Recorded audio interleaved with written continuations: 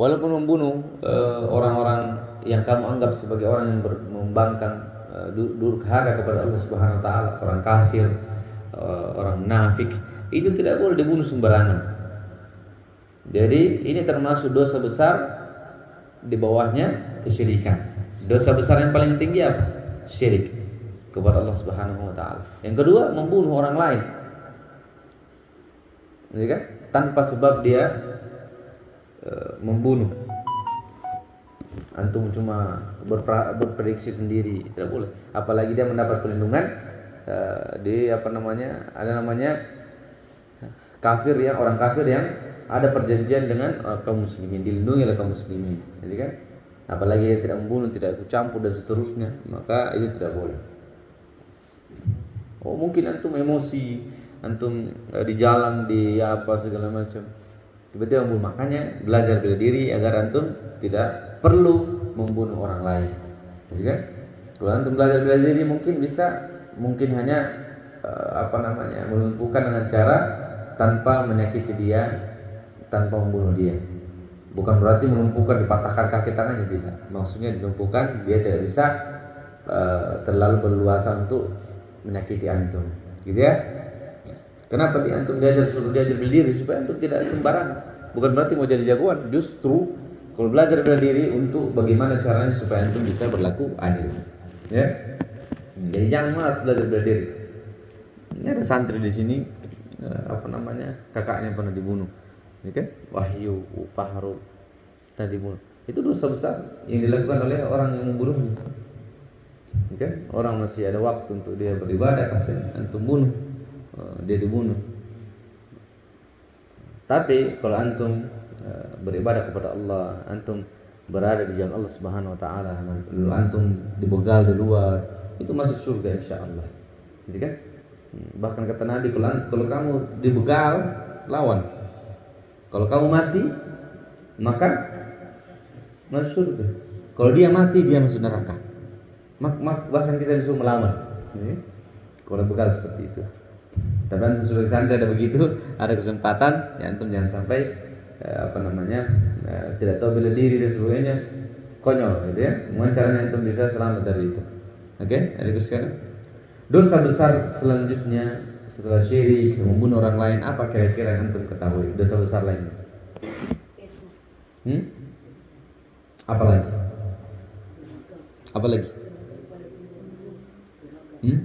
Yang ketiga adalah sihir. Menurut Imam Az-Zahabi, dosa besar yang ketiga adalah sihir. Kenapa sihir itu dosa besar? Tidak kelihatan. Kalau sakit bisul, ya, sakit kepala, antum kan bisa obat ya, pakai obat-obat apa segala macam. Terbentur kepalamu, ya, gampang diobati pakai zaitun mungkin, gitu ya, diurut-urut. Sakit kaki diurut. Tapi sihir bagaimana dia? Sihir itu membelenggu jiwa seseorang, menyakiti orang dengan cara apa? Tak terlihat, gaib, gitu kan? Dia mengembuskan buhul-buhul. Antum baca surah Al-Falaq, gimana surah Al-Baqarah 102 bisa memisahkan antara suami dan istri, gitu kan? Bagaimana caranya ya? Disihir. Bisa tiba-tiba dia benci dengan orang lain, bisa merusak hubungan antara saudara, kakak dan adik. Apalagi konsumen, kita pengusaha, konsumen gak suka tiba-tiba padahal tidak ada apa-apa, gitu kan? Apalagi sihir bahayanya bisa membuat orang sakit, bahkan mati karena disihir, kesakitan dari bertahun-tahun sakit. Dan sangat banyak sekali korban-korban sihir yang bisa kita ambil pelajaran darinya, bahwa kenapa bisa itu dianggap dosa besar, karena memang menyiksa orang lain, gitu kan? Bahkan Rasulullah SAW pernah disihir oleh orang Yahudi. Beliau seperti melakukan sesuatu padahal tidak, gitu kan? Jadi sihir itu merubah kondisi yang asli. Dia merubah kondisi yang asli, yang normal menjadi tidak normal. Kita seolah-olah sakit kepala, padahal sebenarnya tidak. Tapi dia membuat kita seolah-olah terikat, badan seolah terikat. Maka Rasulullah SAW ketika sihirnya hancur, jadi seperti ada ikatan yang terlepas dari badannya, ya kan? Jadi itu juga dicontohkan kepada kita bagaimana ketika terkena sihir banyak-banyak berdoa kepada Allah Subhanahu wa taala. Banyak-banyak, makanya suruh zikir pagi dan petang. Kan? Baca surah Al-Baqarah, maka sihir tidak akan menguasai antum. Tidak akan menguasai orang baca Al-Baqarah, kan? Apalagi melakukan amalan-amalan yang diajarkan oleh Rasulullah SAW. Dulu Nabi berdoa, maka ditunjukkanlah apa yang menyakiti,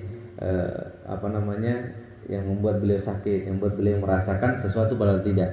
Jadi kan beliau seolah mendatangi istrinya padahal tidak. Jadi kan, jadi merubah keadaan yang asli menjadi tidak. Jadi orang ada yang merasakan dirinya ada yang tiba-tiba kurus krempeng, ada yang disihir tiba-tiba perutnya besar dan seterusnya.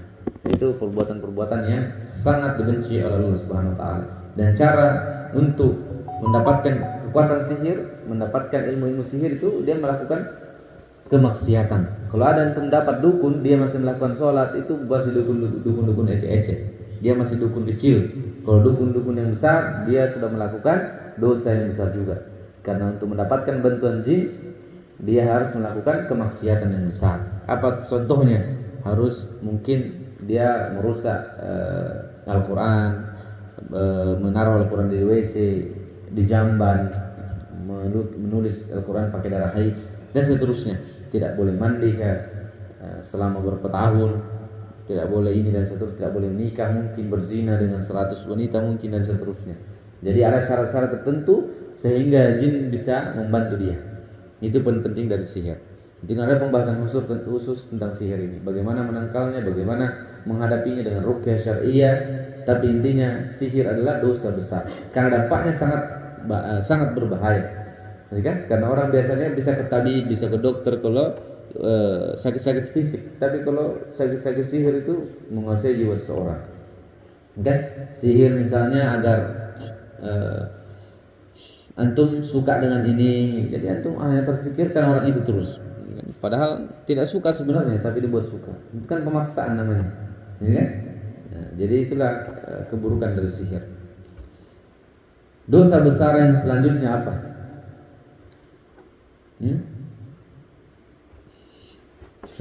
Saya pikir mau kasih. Dosa besar selanjutnya adalah meninggalkan sholat. Antum tidak terfikirkan ya bahwa dosa besar menurut Imam Az-Zahabi yang keempat adalah meninggalkan sholat. Padahal antum anggap remeh meninggalkan sholat, apa mungkin dia dosa kecil, padahal dosa besar. Kenapa dosa besar? Karena sholat adalah yang membedakan antara muslim dengan kafir. Orang beriman ya sudah pasti sholat, ya kan? Dan yang pertama nanti dihisab oleh Allah Subhanahu wa taala di akhirat nanti adalah sholatnya. Bagaimana amal baik kalau sholatnya tidak baik? Yang pertama dihisab. Ya kalaupun terlambat jam 7, jam 8 bangun, sholat, jangan tinggalkan. Bukan itu meninggalkan sholat. Meninggalkan sholat maksudnya duhur antum tidak mau lagi sholat subuh. Padahal antum sudah ingat, kapan ingat sholat, kapan berkesempatan sholat. Ya, nah, kalau antum pernah melakukan itu istighfar, taubat kepada Allah Subhanahu Wa Taala. Karena ini termasuk dosa besar ya. Yang kelima apa? Apa? Kira-kira apa lagi? Ternyata yang kelima adalah menolak membayar zakat. Kenapa termasuk dosa besar menolak membayar zakat? Bahkan Abu Bakar As-Siddiq pada saat beliau menjadi khalifah yang pertama, beliau memerangi orang yang tidak membayar zakat. Ini kan? Ini termasuk dosa yang besar. Antum kan mungkin sekarang masih jadi santri, barangkali nanti jadi miliarder, amin. Ya, ini harus mengeluarkan zakat. Ada hukum-hukum tertentu yang antum harus patuhi ketika mempunyai harta dan harus dikeluarkan zakatnya. Yang keenam apa?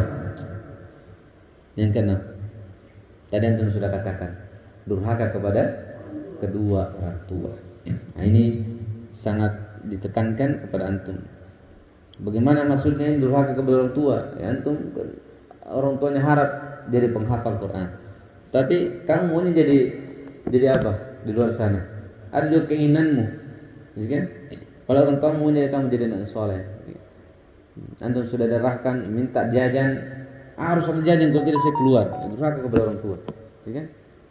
Katakan teriak-teriak dan seterusnya, membantah orang tua. Ucup pernah bantah orang tua, Ucup? Sering? Enggak ya? Masya Allah, anak soleh. Masya Allah. Ya kan? Saya biasa bantah orang tua. Eka kali ya, kayak begini. Eka sering bantah orang tua? Ya, sering. Jadi ini antum harus perhatikan bagaimana caranya berbakti kepada orang tua, sehingga antum tidak berpikir lagi untuk membantah, tidak berpikir lagi untuk durhaka kepada kedua orang tua. Dosa besar selanjutnya apa? Memakan riba. Memakan riba. Dan ini saya harap antum bisa mendakwahkan nanti keluar. Antum sekarang mungkin belum berpikir untuk riba, tapi sekarang saya harus sampaikan kepada antum supaya nanti menjauhi riba. Mungkin sekarang kalau tidak saya jelaskan dari sekarang, antum nanti anggap remeh riba itu. Kan di luar sana sudah biasa, sudah dianggap sebagai kebutuhan. Tidak bisa pakai motor kalau tidak riba, tidak bisa pakai mobil kalau tidak riba, tidak bisa usaha kalau tidak riba. Itu mindset di luar. Jangan antum terpengaruh di situ. Ya, awalnya bagus. Contoh, antum pinjam uang 30 juta, kan dengan segala persyaratan yang luar biasa. Simpan apa? BPKB, simpan jaminan rumah, tanah dan seterusnya. Ternyata ketika cair biasanya tidak sampai 30 juta. Biasanya pemotongan, ya kan? Administrasi dan seterusnya. Mungkin terimanya sekitar 25 juta mungkin atau di atasnya. Ya itu saja sudah pengurangan. Dan itu harus dibayar dengan dalam jangka 2 tahun misalnya. 2 tahun. Uang 30 juta mungkin seminggu sudah habis. Dan antum akan berhutang selama 2 tahun. Mungkin ringan angsurannya, cicilannya 500.000 mungkin. Kali 5 tahun 500.000 bisa jadi besar. 500.000 itu nanti barangkali antum mungkin ada pekerjaan, tapi tiba-tiba setahun kemudian tidak ada pekerjaan. Bagaimana antum dikejar-kejar debt collector? Ini kan justru itu adalah bentuk dari azab di dunia. Antum dikejar-kejar oleh penagih hutang, oleh rentenir berdasi mungkin. Datang dengan rapi, ternyata rentenir. Dia nggak tahu juga bahwa itu keburukan, tapi dia menganggap antum bersalah. Padahal sama-sama salah. Kan? Sama-sama salah. Dia merasa benar, bapak ini kan berhutang harus bayar. Tapi sama-sama salah, karena memang dalam segi hukum negara pun tidak boleh memaksa orang begitu, memaksa orang intimidasi orang yang berhutang, kan? Jadi ingat, riba termasuk dosa besar. Mau tidak lakukan ini? Tidak ya, harus berjanji tidak lakukan riba ini. Memakan riba bagaimana? Antum memberikan pinjaman kepada temanmu berapa? 500.000. Nanti kalau kembali kamu harus bayar 600.000 ya. 100.000-nya riba. Ya. Jadi peminjam yang baik silahkan antum mungkin kasih temanmu. Oh, saya kasih 500.000. Ini nih hadiah dari saya, gitu kan? Mungkin bisa seperti itu. Tapi jangan ditentukan sekian. Kamu pun pinjamkan 500.000, dikasih 500.000 jangan marah karena yang begitu. Ya kan? Allah menginginkan hambanya untuk bersedekah. Gitu kan? Antum bantu saudara antum 500.000, dia kasih kembali 500, alhamdulillah. Antum dikasih hadiah mungkin karena dia berterima kasih kepada antum, itu tidak apa-apa, terima saja. Tapi tidak boleh antum berikan kelebihan dari utang. Gitu kan? Harus akadnya apa? Hadiah. Gitu kan? Tapi tidak boleh di depan dibahas. Utang-utang saja 500.000, 200.000 sudah. Nanti saya kasihkan antum 300.000 ya kalau ada kiriman dari bapak. Gitu kan? Api mana api? Pinjam dulu uang 150.000. Mau beli apa? Beliin supaya bisa bergaya. Jadi ya, nanti ada waktu saya kasih antum 170.000, untung 20.000. Wah, jadi rentenir antum. Masih santri sudah pintar jadi rentenir. Ya, dibujuk sama apa namanya? Sama peminjam. Yang dipinjami orang-orang yang lugu misalnya. Siapa yang lugu di sini? Ucup misalnya. Cup, kamu kayak ini barisan terbaru nih, banyak duitmu, kan? Banyak Ridwan mungkin walaupun bapaknya jual somai tapi ngumpulin duit, Ada uangnya 300.000 dipinjam sama Api mungkin. Pinjam dulu, saya kasih kembali nanti sekian. Nah, jadi rentenir kan. Ridwan jadi rentenir. Enggak boleh gitu ya. Yang kedelapan, dosa yang kedelapan, memakan harta anak yatim. Ya kan? Memakan harta anak yatim adalah dosa yang besar.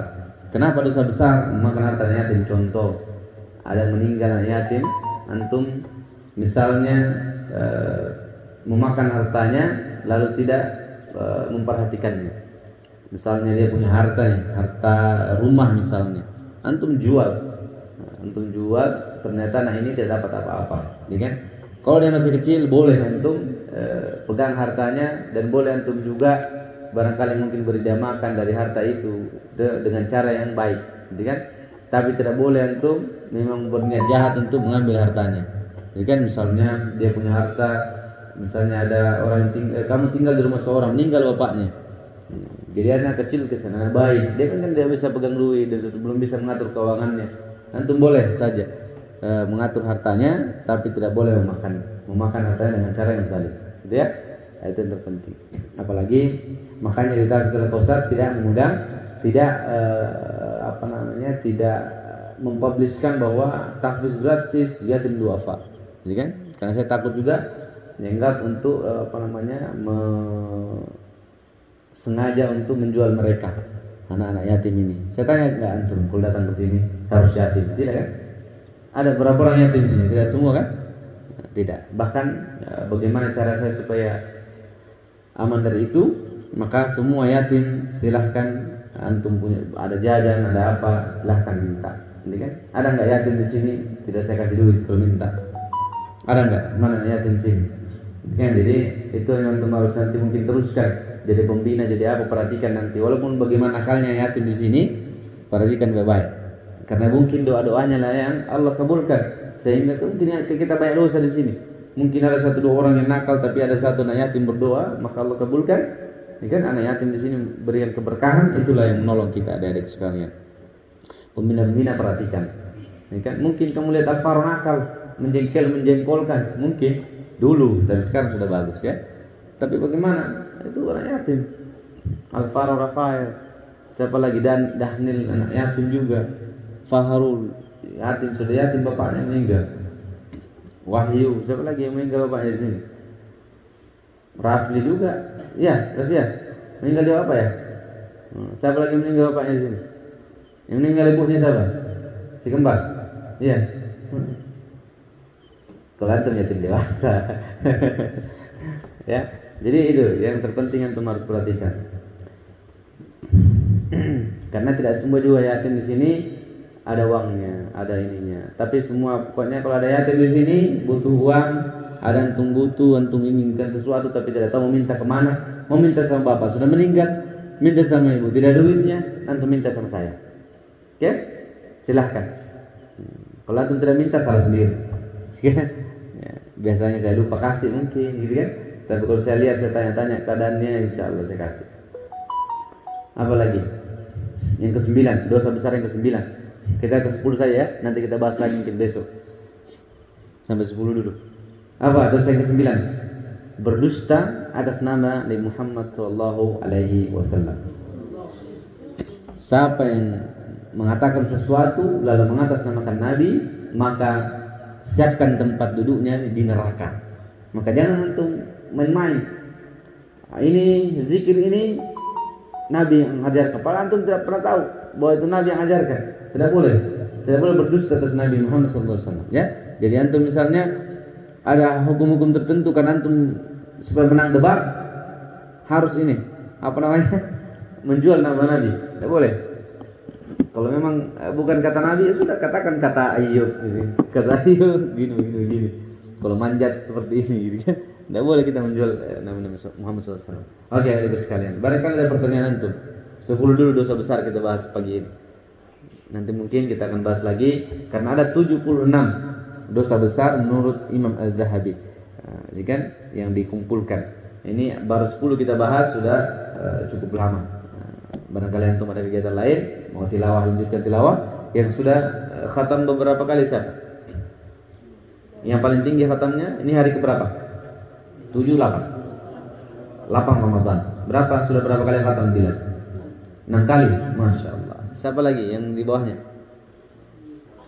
Alwi sudah? Sudah ya? Masya Allah. Antum harus termotivasi. Alwi masih baru ini. Ada yang lebih 1 tahun 2 tahun. Tapi yang ada tugasnya wajar ya. Ada tugasnya wajar. Seperti Jihad, Haikal. Mungkin siapa ayo biasa kerja-kerja. Ini yang lain bagaimana ini?